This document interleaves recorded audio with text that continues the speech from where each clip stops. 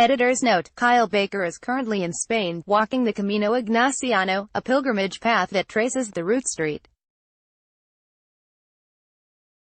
Ignatius Loyola walked through Spain after his conversion in 1522. He sent this reflection from the road.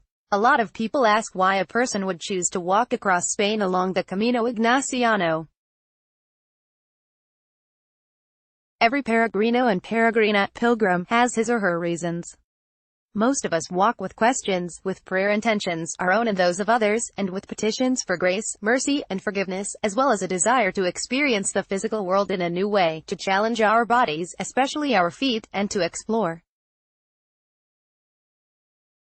No matter what the reason, our pilgrimages all share one thing in common: a lot of walking. At a pilgrim's albergue hostel, a few days ago, a college senior from the U.S. was sitting at the end of the table I was at during the time when many people were eating dinner. These peregrinos were all doing the Camino de Santiago, as has every other pilgrim I have encountered. The Camino Ignaciano is a more seldom traveled trail. A person from Quebec had begun around the table sharing of who we were, where we were from, and why we were walking.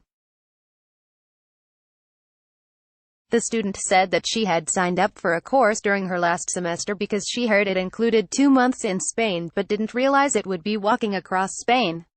She said she was glad she did it because she had never been to Europe, but that she really didn't like walking all that much and was going to skip the last several hundred kilometers and fly home early.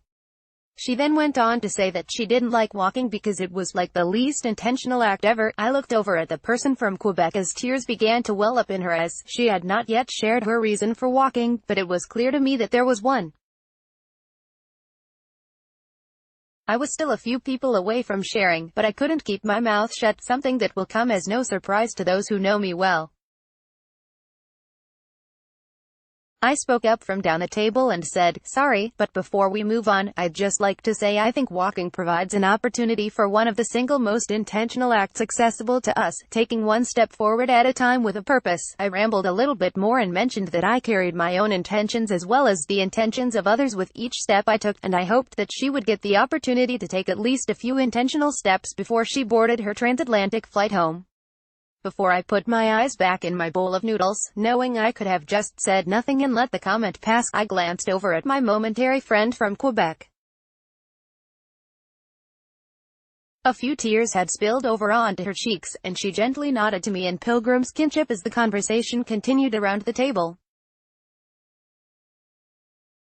About a month after I was baptized and confirmed into the Catholic Church, I was walking along a lakeside camp trail in Montana with a friend and mentor. I told him that I wanted to learn about what the spiritual masters from across religious traditions taught about growing closer to God.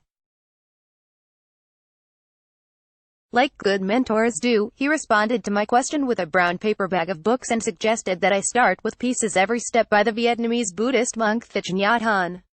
To this day it is one of the most wonderful spiritual books I have read, and I return to it often. The concept of each step in our lives being filled with opportunity to cultivate peace within ourselves and to bring peace into the world was one that aligned with the teachings of compassion, mercy, and peace that had drawn me to the gospel. For centuries the faithful have prayed and meditated upon the final words of the beautiful canticle of Zechariah, that the light of Christ might guide our feet into the way of peace. Luke chapter 1 verse 79. These peaceful paths and steps are available to us in the interactions, relationships, and choices we make in life, as well as our physical interactions with the earth. Our steps leave prints on the earth as we walk, just as our larger individual and cultural actions impact our planet, which will either lead to the bearing of fruit or the reaping of famine and destruction. We see signs of both as we look around us today. As we process along both our physical and relational trails,